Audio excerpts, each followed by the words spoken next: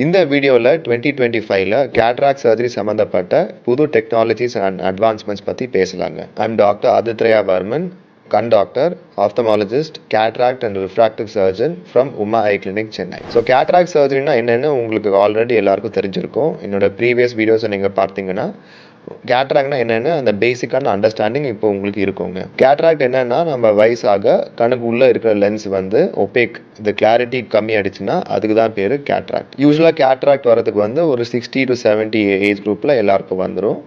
Once cataract form ஆனதுக்கப்புறம் அந்த cataract சர்ஜரியில் மூலியமாக அந்த கேட்ராக்டை வெளியே எடுத்துட்டு ஒரு புது லென்ஸ் இம்ப்ளான்ட் பண்ணாதான் அது வந்து ஒரு பெர்மனண்டான சொல்யூஷனுங்க. இந்த டெக்னிக்கில் வந்து 2025ல் நிறைய அட்வான்ஸ்மெண்ட்ஸ் வந்திருக்கு, நிறைய நியூ டெக்னாலஜிஸ் வந்திருக்கு. பேஷண்ட்ஸ்க்கு வந்து ஃபாஸ்ட் ரிகவரி, பெட்டர் விஷன் கொடுக்குற மாதிரி நிறைய ஃபீச்சர்ஸும் இப்போ வந்திருக்குங்க. ஸோ இந்த நியூ டெக்னாலஜிஸ் பற்றி இந்த நெக்ஸ்ட் ஃபியூ மினிட்ஸ்க்கு ப்ரீஃபாக பேசலாம். ஃபர்ஸ்ட் வந்து கேட்ராக்ட் சர்ஜரியில் செய்கிறதுலே என்ன டெவலப்மெண்ட்ஸ் இருக்குன்னு இப்போ பேச போகிறோம். ஃபர்ஸ்ட் வந்து இன் விஜுவலைசேஷன். ஸோ கேட்ராக்ட் சர்ஜரி செய்யும்போது சர்ஜன் வந்து ஒரு மைக்ரோஸ்கோப் யூஸ் பண்ணி தான் உள்ளே இருக்கிற அந்த கண்ணோட மைக்ரோ ஸ்ட்ரக்சர்ஸ் எல்லாமே மேக்னிஃபைடாக தெரிய வருங்க. ஸோ இந்த மைக்ரோஸ்கோப்லேயே இப்போது ஒரு பெரிய அட்வான்ஸ்மெண்ட் வந்திருக்கு. It is known as 3D technology. இந்த 3D டெக்னாலஜி யூஸ் பண்ணும்போது சர்ஜன்ஸ் வந்து இப்போது மைக்ரோஸ்கோப் உள்ளே வந்து பார்க்க தேவையில்லை. நீங்கள் சினிமா போகும்போது ஒரு 3D மூவி பார்க்கணுன்னா நீங்கள் வந்து அந்த போலரைஸ் கிளாஸஸ் நீங்கள் யூஸ் பண்ணுவீங்க. அதே மாதிரி இப்போ வந்து 3D கேட்ராக்ட் செய்யும்போது சர்ஜன் வந்து இப்போது மைக்ரோஸ்கோப் உள்ளே பார்க்க தேவையில்லை. ஒரு கிளாஸ் போட்டு ஒரு ஹை டெஃபினேஷன் மானிட்டரை பார்த்தா உள்ளே இருக்கிற கண்ணோட ஸ்ட்ரக்சர்ஸ் வந்து ரொம்ப பளிச்சுன்னு தெரியுங்க. ஸோ இது என்ன அட்வான்டேஜ் கொடுக்குதுன்னா, அந்த மைக்ரோஸ்கோப்புக்கு வந்து நிறைய கிளாரிட்டி இருக்கும். ஸோ சர்ஜனுக்கு வந்து அந்த ஸ்டெப்ஸ் செய்கிறதுக்கு வந்து ரொம்ப எஃபிஷியண்ட்டாக இருக்கும், சேஃபாக இருக்கும். So surgery will be safer, it will be more effective and பேஷண்ட்டுக்கு வந்து இன்னும் ஃபாஸ்ட்டாக விஷன் ரிகவரி வரதுக்கு சான்சஸும் அதிகமாக இருக்கும். ரெண்டாவது டெவலப்மெண்ட் என்னென்னா, இப்போ லாஸ்ட் ஒரு 6 to 7 இயர்ஸாகவே இருக்குது. இதுக்கு பேர் வந்து femto laser assisted cataract surgery. ஒரு ரொபாட்டிக் லேசர் மூலியமாக இந்த கேட்ராக்ட் சர்ஜரிக்கு முக்கியமான ஸ்டெப்ஸ் வந்து அந்த லேசரே செஞ்சிடும். That is capsulorhexis and lens fragmentation. இது வந்து ரொம்ப முக்கியமான ஸ்டெப்ஸுங்க கேட்ராக்ட் சர்ஜரியில். ஸோ இதில் என்ன அட்வான்டேஜ்னா, அந்த லேசரே அந்த கேட்ராக்டை வந்து சின்ன சின்ன பீசஸாக அது உடைச்சிருங்க. ஸோ இந்த கேட்ராக்ட் பீசஸை வெளியே எடுக்கிறதுக்கு வந்து ரொம்ப ஈஸியாக இருக்கிறதுனால பேஷண்ட்ஸ்க்கு வந்து அவ்வளோ பெயினோ ப்ரெஷரோ அவ்வளோவா தெரியாது. விஷன் ரிகவரியோ ரொம்ப ஃபாஸ்ட்டாக இருக்குங்க. There are 2 main groups who will benefit from laser surgery.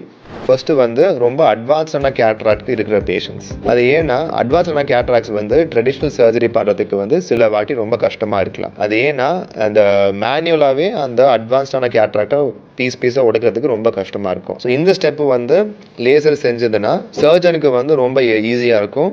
பேஷண்ட்டுக்கும் வந்து சேஃப்டி ப்ரொஃபைல் ரொம்ப அதிகமாக இருக்குங்க. So there'll be less chance of complications and higher rate of visual recovery after the surgery. ரெண்டாவது குரூப் ஆஃப் பேஷண்ட்ஸ் யாருக்கு இந்த laser ரொம்ப பெனிஃபிஷியலாக இருக்கும்னா, patients who are having cylinder power, that is astigmatism. So there are 2 main types of power. One is வந்து spherical power, ரெண்டாவது வந்து cylinder power. பொதுவாக சிலிண்டர் பவரை கரெக்ட் பண்ணணும்னா ஒரு ஸ்பெஷலான டாரிக் லென்ஸ்னு இம்ப்ளான்ட் பண்ணுவோங்க. ஆனால் நம்ம வந்து லேசர் மூலியமாக கேட்ராக்ட் சர்ஜரி செஞ்சோன்னா அந்த டாரிக் லென்ஸ் கூட இம்ப்ளான்ட் பண்ணுறதுக்கு தேவை இருக்காது.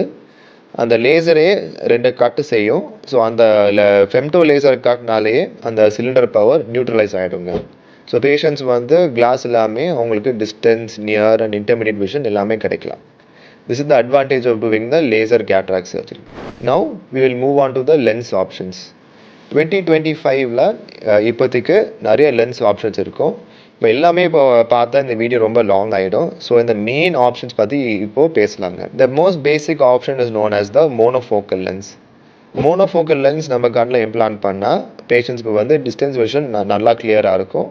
ஆனால் intermediate computer range and near vision, mobile phone, news paper, இந்த ஆக்டிவிட்டீஸுக்கெல்லாம் கிளாஸ் போட தான் அவங்களுக்கு வந்து விஷன் கிளியராக தெரியும். இன் 2025 என்னை பொறுத்த வரைக்கும் the best monofocal lens right now is known as the Tecnis Eyhance lens. இது வந்து ஒரு என்ஹான்ஸ்ட் மோனோஃபோக்கல்னு சொல்லுவாங்கங்க. ஸோ இது என்ஹான்ஸ்ட் மோனோஃபோக்கல் என்னென்னா, இது வந்து கிளியராக டிஸ்டன்ஸ் விஷன் கொடுக்கும். ஆனால் at least 70 to 80% of the time intermediate விஷனும் நல்லா இருக்குங்க. That is computer range at 70 centimetres. இந்த இன்டர்மீடியட் ரேஞ்ச், குக்கிங் பண்ணுறது, சின்ன சின்ன ஹவுஸ் ஹோல்டு ஆக்டிவிட்டீஸ்க்கு வந்து இந்த லென்ஸ் போட்டால் அதுவும் கவர் ஆகும். அந்த ஆக்டிவிட்டீஸ்க்கு வந்து கிளாஸும் தேவைப்படாது. ஆனால் நியர் ரீடிங்க்கு வந்து கிளாஸ் தேவைப்படுங்க. But as a monofocal in my belief it is that Tecnis Eyhance is the best lens. இப்போது the next lens we're going to talk about is known as the trifocal lens. இந்த trifocal lens பற்றி நான் முன்னாடி இந்த வீடியோஸில் பேசியிருப்பேன். Trifocal lens is an excellent lens for patients who want total spectacle freedom. அதாவது பேஷண்ட்ஸ்க்கு வந்து எந்த ஆக்டிவிட்டிக்கும் அவங்க கிளாஸ் போட வேண்டான்னு இஷ்டப்பட்டாங்கன்னா இதுதான் பெஸ்ட்டான லென்ஸ் ஆப்ஷன். ஸோ யாருக்கெல்லாம் இந்த லென்ஸ் சூட்டபுளாக இருக்கும்? இது வந்து பேஷண்ட்ஸ் வந்து ரொம்ப ஆக்டிவாக இருக்காங்க, நிறைய ஸ்போர்ட்ஸ் விளையாடுறாங்க, வெளியே போவாங்க, இந்த மாதிரி ஆக்டிவிட்டீஸ்க்கு பண்ணுற பேஷண்ட்ஸுக்கு வந்து இதுதான் மோஸ்ட் சூட்டபிள் லென்ஸ். ஆனால் இந்த லென்ஸ்க்கு வந்து ஒரு சின்ன எஃபெக்ட் இருக்குங்க. This effect is call photic phenomena. Photic phenomena என்னென்னா, இந்த லென்ஸ் போட்டதுக்கப்புறம் பேஷண்ட்ஸ் வந்து ரொம்ப பிரைட்டான லைட்டை பார்த்தாங்கன்னா அந்த லைட்டை சுற்றி ரிங்ஸ், ஹேலோஸ் அண்ட் லைட் ஸ்கேட்டர்லாம் கொஞ்சம் நாளைக்கு தெரியுங்க. யூஸ்வலாக வந்து இந்த எஃபெக்ட் ஒரு 2 to 3 monthsக்கு தெரியும். ஆனால் அந்த 3 monthsக்கு அப்புறம் நியூரோ அடாப்டேஷன்னால அந்த எஃபெக்டோட சிவியரிட்டி வந்து கம்மியாகுங்க. ஸோ 90% ஆஃப் பேஷண்ட்ஸ் இந்த லென்ஸ் போட்டதுக்கப்புறம் இந்த ஃபோட்டிக் ஃபினாமினா ஒரு பெரிய விஷயமா தெரியாது. But patients who are highway drivers, நிறைய நைட் டைம் டிரைவிங் பண்ணுறாங்க, ஸ்டேஜ் பர்ஃபார்மர்ஸ், இந்த கேட்டகரி ஆஃப் பேஷண்ட்ஸ்க்கு வந்து இது வந்து ரொம்ப சூட்டபிளான லென்ஸ் கிடையாது. அந்த மாதிரி ஆக்டிவிட்டீஸ் இப்போ பண்ணுறாங்கன்னா ஒரு EDOF lens, extended depth of field lens தான் பெஸ்ட்டான ஆப்ஷன். ஸோ இப்போது அந்த extended depth of field lenses பற்றி பேச போகிறோங்க. So there are two lenses now that I am very much in favor of for EDOF lenses. One வந்து the new Technis Pure C lens and the second option is the Swiss Phobe lens. இந்த ரெண்டு lenses ரொம்ப நல்ல lenses. These lenses will give almost about 80 to 90% spectacle freedom. இந்த லென்ஸோட advantage என்னென்னா, distance விஷனும் நல்லாயிருக்கும், intermediate range that is computer விஷனும் நல்லாயிருக்கும், நியர் ரேஞ்சு வந்து அட்லீஸ்ட் ஒரு 80-90% நல்லாயிருக்குங்க.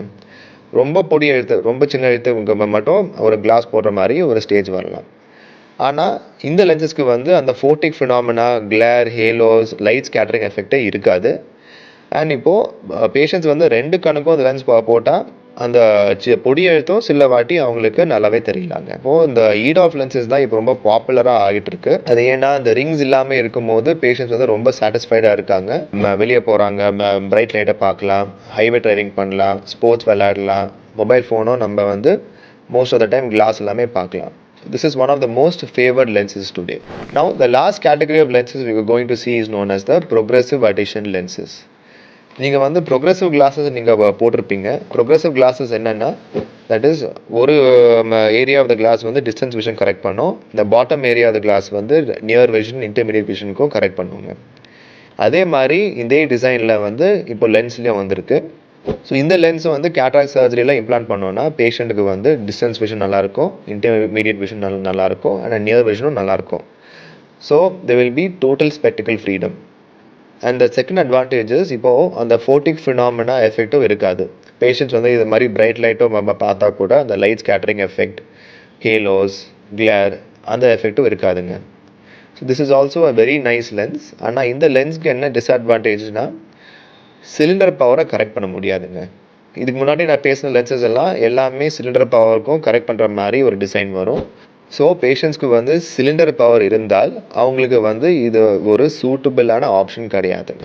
இப்போ இந்த வீடியோவில் laser cataract surgery, 3D technology and latest lenses in 2025 பற்றி பேசியிருக்கோம். மீண்டும் உங்களுக்கு ஏதாவது டவுட்ஸ் இருந்தால் நீங்கள் கமெண்ட் பண்ணிக்கலாம். தேங்க்யூ.